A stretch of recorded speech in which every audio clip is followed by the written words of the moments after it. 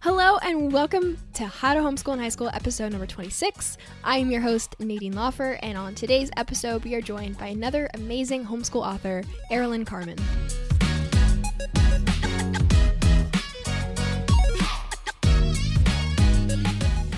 So one thing we absolutely love on this podcast is homeschoolers reaching for their dreams. If you've been around for a while, you know exactly. That is something I talk about a lot, something that I'm very passionate about. So whenever I find a new homeschooler doing exactly that, I get so excited and I'm immediately like, she needs to be on the podcast. So that's exactly what happened with Aaralynn. I found her probably very close to whenever I launched the podcast, and she is pursuing her dreams through homeschooling, and she just published her first novel in September. And at the time of the recording, she had not published yet. So we're going to talk about it a little bit in the episode, but her book is officially out and all the links are in the description if you are curious to learn more. She's currently 15 years old. She's in 10th grade. She just was at Michigan State Capitol getting recognized for publishing a novel. Her novels are now in libraries. Like, this girl is going somewhere big. So I'm so excited to have her on the podcast to share her story. Her homeschooling journey is also an incredible and inspiring, very similar to mine actually, which was fun for me to hear. So yeah, without further ado, let's just jump right into this episode.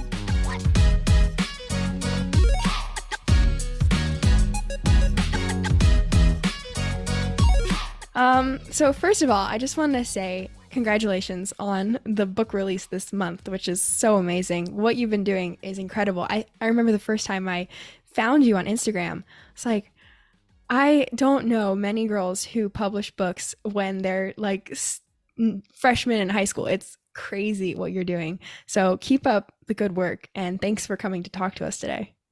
Yeah, thank you for having me on. It's very exciting. Yeah, I'm excited to talk to you. So, you're homeschooled, and the first thing I like to ask every guest who has been homeschooled is, when did you start your homeschooling journey? So when did your family begin, and how long have you been doing it? So we started homeschooling in 2020 after the epidemic. And so I started homeschooling in 7th grade. And after doing it for a while, I fell in love with it. So I'm about to be going into what's my 4th year of homeschooling, and I'm going into 10th grade.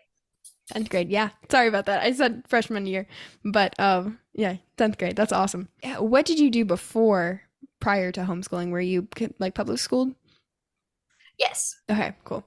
Yeah, I've met a few people who started homeschooling during that crazy COVID year and like really loved it. So I love that so much, because some people hated it being at home, but then other people like discovered how much they loved it, and I love that you continue to do it. Are you the only one in your family who's homeschooled right now, or is the rest of your family my also? whole family is. Nice. That's awesome. It makes it more fun when you have your family with you. How has high school been for you? What do you guys do for high school? We do mostly textbooks, but I also do some online classes because I'm taking sign language and I'm learning that through the Oklahoma School of the Deaf. And then we also do a co-op once a week. Nice. Wow, that's really cool. I know a few people who are learning sign language right now, and that's really been inspiring. I'm like, I want to try this now too. Do you like it? Yes. Yeah, that's amazing. And then for your co-op is it you said once a week, right? Once a week? That's cool. And how do you like structure what does a normal week look like for you? So Tuesday is when we do the homeschool co-op. Then our week runs, we do school on Sunday, Monday, Tuesday co-op, Wednesday school, Thursday school, and then Friday and Saturday we have like our off days. Oh, cool. That's awesome. I love to hear how, because everyone homeschools so differently. Do you have a favorite thing that you do? So you have your online and your textbooks and your co-op. Do you have a favorite, or do you like everything? I'd have to say I love my online class for sign language the most because I just love that class overall. Yeah, I think that sounds amazing. And what was it about homeschooling that you guys loved so much that you guys kept pursuing it? I loved that I got to stay home Hmm. and I can run at my own pace through my schoolwork and I can take whatever classes that I want on top of the classes that I have to take. And I love that I could always be with my family. Mm. Yeah, I love that too. That's one of my favorite things about it. And was it a hard transition for you guys or no? Honestly, not really. I mean, I lost some friends in the process, sadly, but I love homeschooling and I was already doing like virtual school to Okay. finish sixth grade because the school closed down in the middle of the year. So it was pretty easy to transition over to just like Mhm. textbooks too. Yeah, I can see that being an easier just because everyone was at home at that time, but still like I relate to that. I we left public school as well. It was my fifth grade year and I did lose a few like I they didn't like I just lost connection with them because I was in a different world kind of than they were at the time. So yeah, that is hard. Was that hard for you or are you was it like worth it for you to transition to homeschooling? It was a little hard at first, but over time, I fell in love more and more with homeschooling. Yeah. And you guys, I'm sure with your co-op you have your homeschooling community where you're meeting other people as well. So, Yeah. yeah. Nice. That's pretty much exactly what we did too. And was this when you really started writing, when you started homeschooling? I started writing when I was 9 years old, Okay. actually. Um, but meeting Twilight was like the first book that like I actually edited and worked really hard on. Hmm. Um, but I did write many books throughout public school. Yeah. Yeah, cool. So yeah, well, I think that's a great transition to talking about your book. So you mentioned the title. Could you talk a bit about it and like when it's being released and everything, which is so exciting? Yeah, so Meeting Twilight is my young adult fantasy novel. Um, it is great for fans of Harry Potter, Lord of the Rings, or Percy Jackson.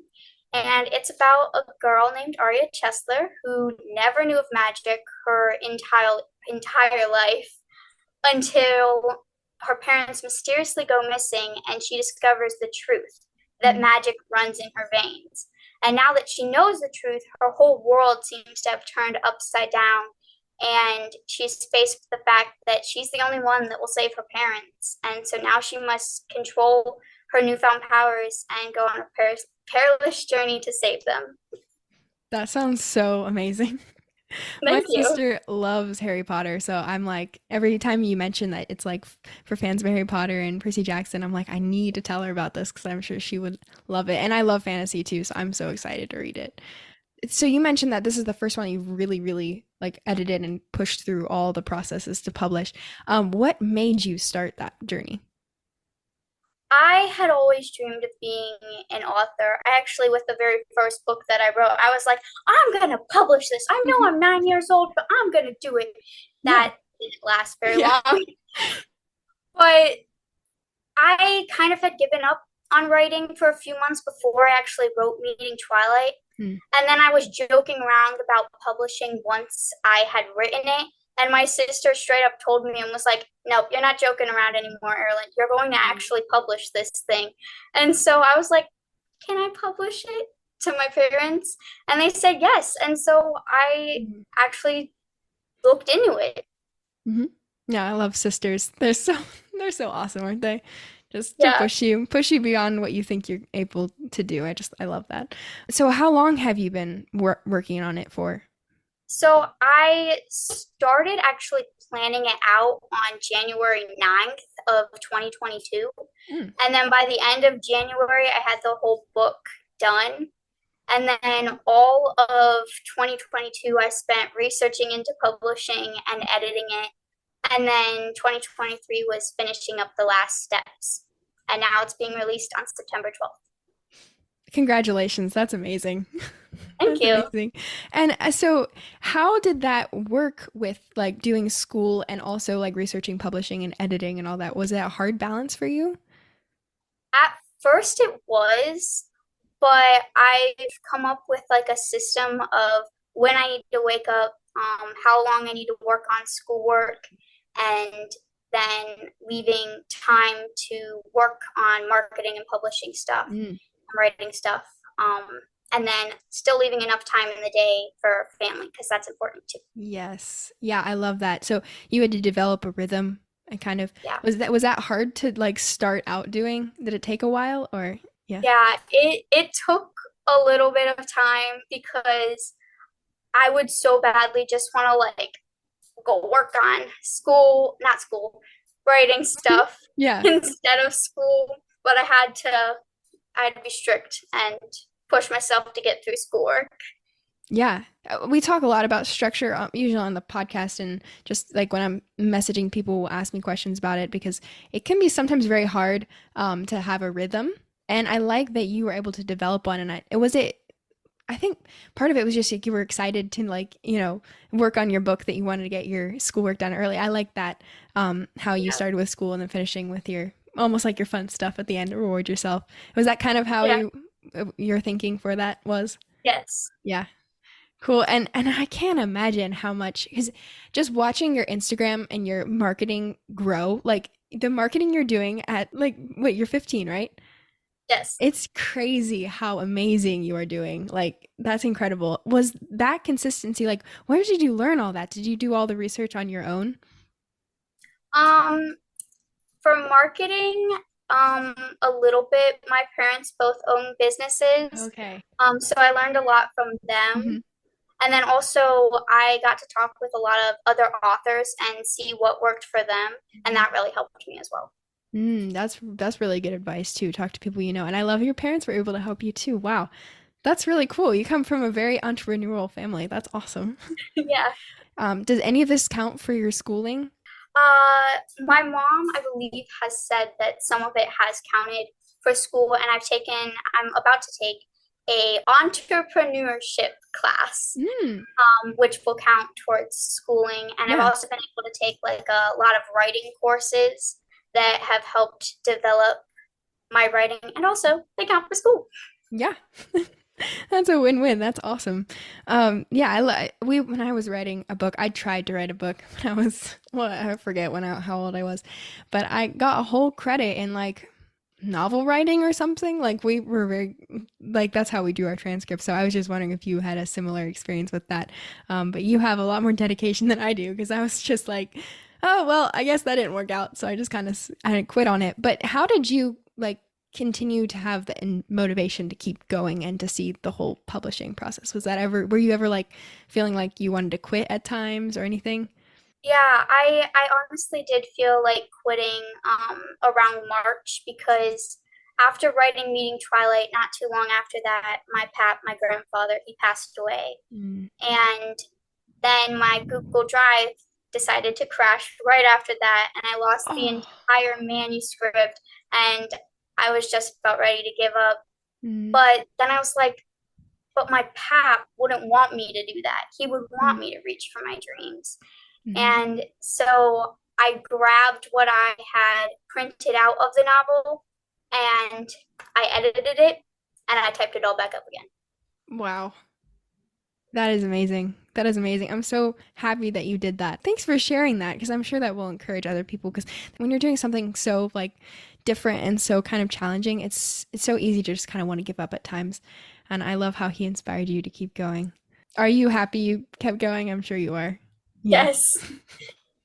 How has the whole publishing process been for you? Like, did you do all the research for that as well?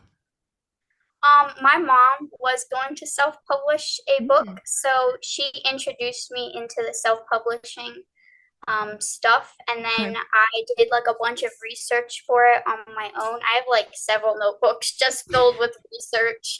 Yeah. And it was challenging at times because like last year around November, I was looking into getting an editor, Mm. and nobody wanted to be hired by me because I was a teenager Mm. and they Mm. didn't think that I could actually write something that was good. I struggled then, but I pushed through and I did find an editor, and yeah. Wow, and the rest is history. Here you are. And it's such a lesson to just keep going and to keep trying because you have to, sometimes it's hard to do things when you're younger and people will look down on you because of your age. And sometimes I, look down on myself because of my age. But you just have to remember, you can do it. And I love when you have supportive parents, and I'm sure your parents, you sound like you've been very supportive in the whole process, and your family. And yeah, so what a lesson on not giving up. Thanks for everything you're sharing. I'm sure it was going to inspire a lot of people. It's inspiring me too. But you also got a cover artist. I was just curious, like, how was that whole process like for you? It sounds like fun. Yeah, it was a lot of fun. My cover designer, I hope I'm pronouncing this right. They're in New Zealand, so I Okay. hope I'm pronouncing it right. Demonza. Mhm. Um, and I have looked at their covers before I even had mine done, and I absolutely fell in love with those covers. And they got my first draft of my cover with to me within like 2 weeks, Wow. and it absolutely blew me away. Like, I was Mhm. about to head over to my church for vacation Bible school to volunteer at it. And I had to sit down and open the cover file before I went because it had just arrived. Mhm. And it's just been an amazing process working with them and seeing what they've come up with. Yeah, and it's an amazing cover. So, with all of the experience that you have had, I'm sure you have some advice for. I know there's a lot of, I know a few of my friends who actually want to write and publish books as well. And do you have any advice for them, especially homeschoolers who are doing it? Yeah. I'd say my biggest piece of advice would be not to rush it, that Mm. quality is important. Mm. Um, it's like painting, I always like to say. If you splash a bunch of paint down on a canvas and you just quickly smear it around to get it done, it's not going to be a pretty picture. But if you Mm. take your time and you enjoy the process and you make sure to take breaks in between and you don't tire yourself out, you're going to come out with a pretty picture in the end. Mm. I love that analogy. That's so true. Some things you just need to like enjoy. And I like how you said enjoy the process because even when it gets hard, it's just part of the process and you kind of just have to enjoy where you are at the moment. Wow, Yeah. that's a great piece of advice. And is there anything that you learned about yourself during the process of writing? I've learned that I am very determined. Yeah. Um, Despite everyone trying to tear me down, some haters in the comments section Mm, and whatnot, I still kept going. It may have hurt for a moment that mm, someone was hating on me because of what I was doing, but I still was very determined to get to where I am today. yeah. Yeah, wow, that's awesome. Yeah, I get haters too, and yeah, that can hurt for a moment, but it's just part of the, I keep hearing this quote often. People who are doing more than you won't criticize you, but people who are like anytime you're getting criticized, it's by someone who is doing less than you, and kind of, it's not even like they actually don't like you. It's like part of their own, issue. And sometimes I have to think about that whenever I'm faced with haters and people are like, "Oh, why are you doing this?" I know the purpose behind what I'm doing, and I know it's meaningful, and I know that I need to keep going. So you just push through. And I like that how you've said that too. You're determined. You know that what you're doing is worth it. And, sometimes people are not going to like that, but you got to keep going. And I think what I thought about is the verse in Timothy, First Timothy, I think, about don't let people look down on you because you're young. Do you recognize that? Yeah, Yeah. Yeah. I love that. That's a very power. That's something that I've been kind of clinging to right now whenever I'm faced with that as well. Um, and then what is something you want people to take away from the book as they read? I want them to take away the idea of not giving up Mhm. because the characters often face darkness. They face uncertainty and they face evil. And despite it all, they still don't give up. That there's always light and there's always hope. And that will prevail even through darkness. And I hope that they take away that even if they're in darkness and if they're facing uncertainty or they're struggling with something, that they will come out on the other side of it.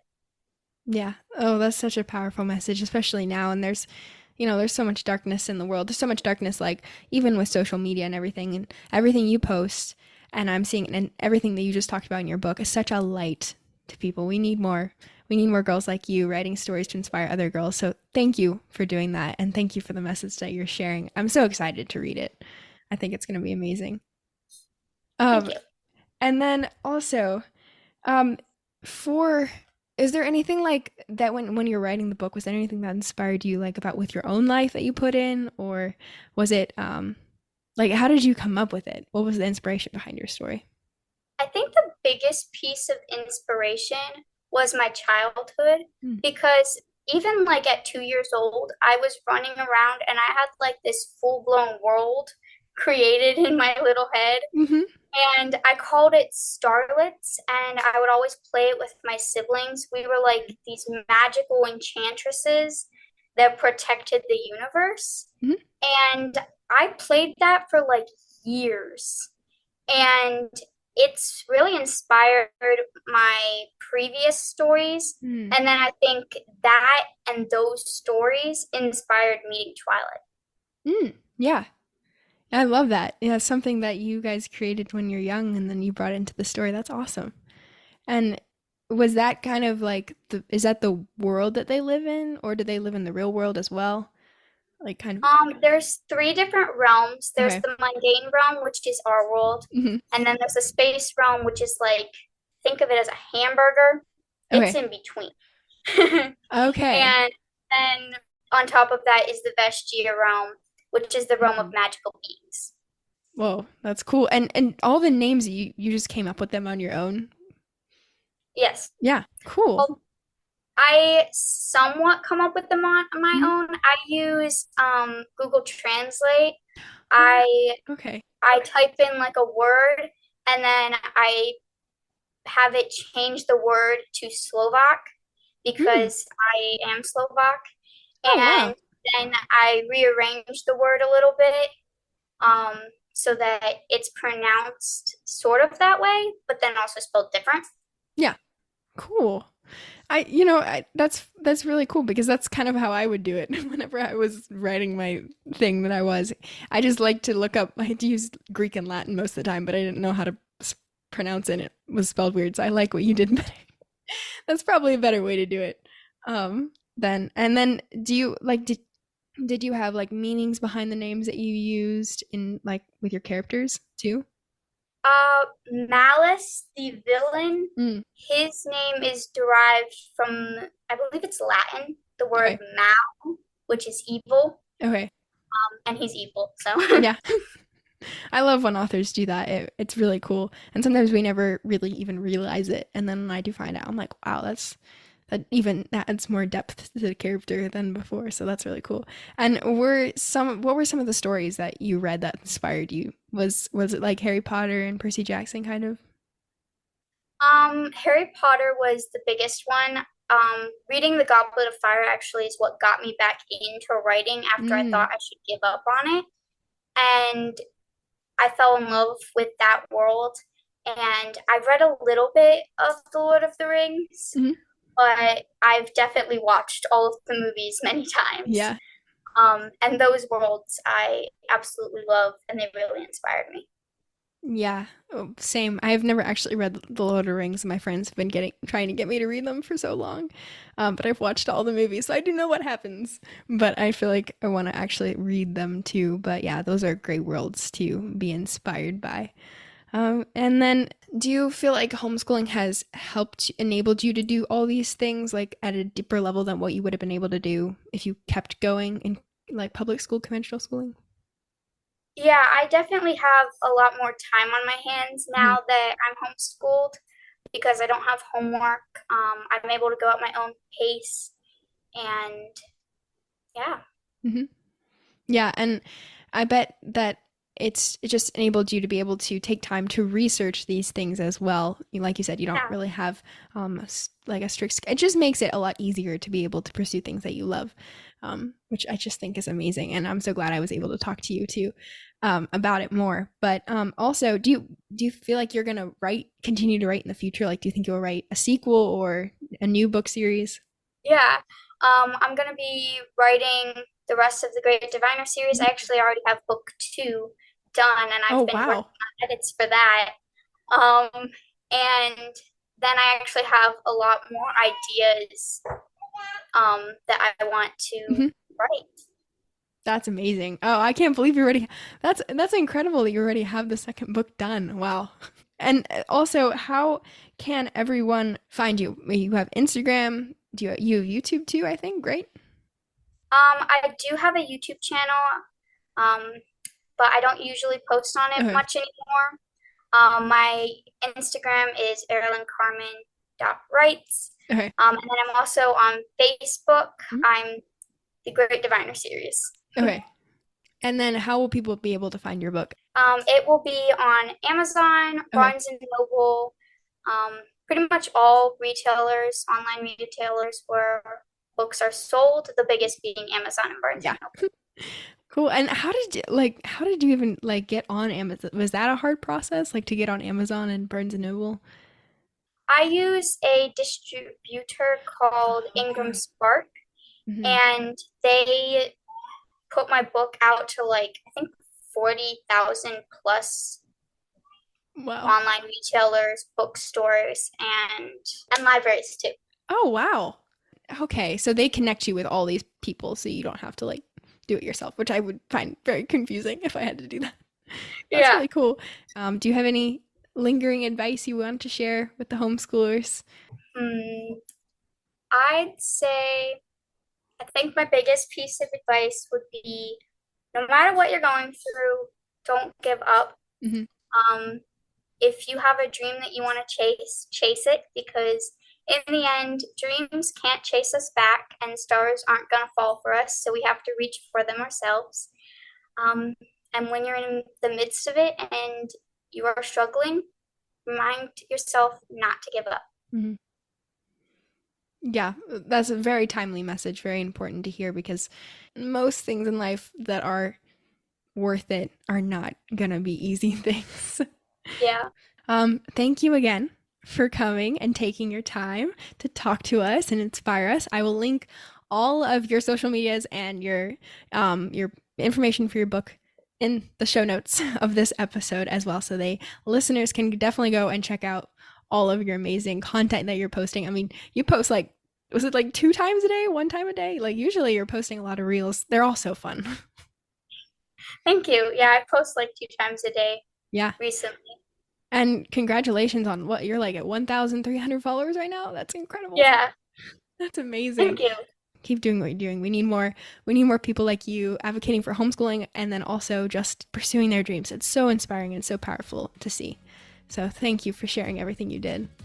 Yes. Thank you for having me on here today. This This was is fun. really fun.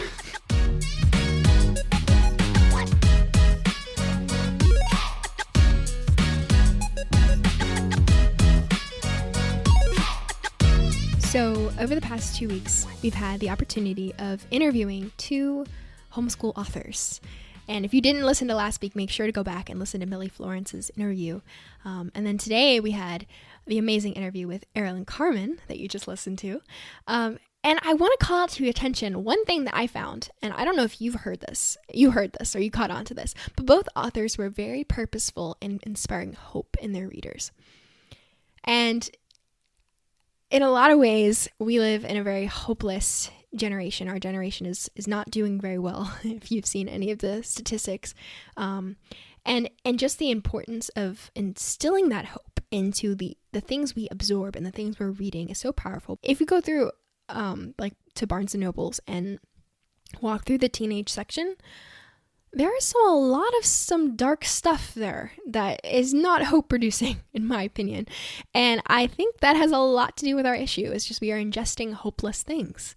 And that's what I love about both of these girls and what they're doing is instilling hope into a hopeless generation. And also what's come to mind also is that the homeschooling environments they have produced this writing, have produced this hopefulness that is in both of them and this joy that's in both of them. And I think it called to mind the quote that I've heard where you can reach higher for your dreams if you know somewhere safe to fall, something like that. And I think the homeschooling environments both of them have been a safe place for them to fall. So the fear of actually failing has kind of gone away, because we have a very hopeful, very safe homeschooling environment. We have a safe place to fall, and it provides a great launch pad for us to just reach as high as possible for our dreams. So that is something that I was thinking about listening to both of the interviews, that I wanted to call to your attention to see if you caught on to the same thing, that if we work to create a homeschool environment that is safe for the students to fall, and even if they fail reaching their dreams, that is something very successful, because the more we learn that failure is not the end, the better. And both of them have succeeded in doing something really incredible, and that will inspire everyone that they touch with hope. Another thing I was going to encourage you to do is support these authors. And the most obvious way is to buy Aaralynn's book and to go look at the amazing things that she's doing. But another way is just to follow them on Instagram, follow them on Facebook, and just give your support there, because what they're doing is incredible, what they're doing is needed. And I know encouragement goes a long way, especially I've encountered that with the podcast. People who encourage me and support me, that fuels my fire to keep going. So I'm needing them to keep going. So go ahead and check out. I've linked everything below, and make sure to go back and listen to Millie Florence's episode as well, and support her too. And also, we have a great episode next week. I don't know what it is exactly, but I have a lot of interviews in my back pocket that I'm going to go through this week and figure out which one to release, but I know it's going to be a great episode. So make sure to stay tuned for that next Friday. And as always, continue to stay curious. I will see you all next week. Bye.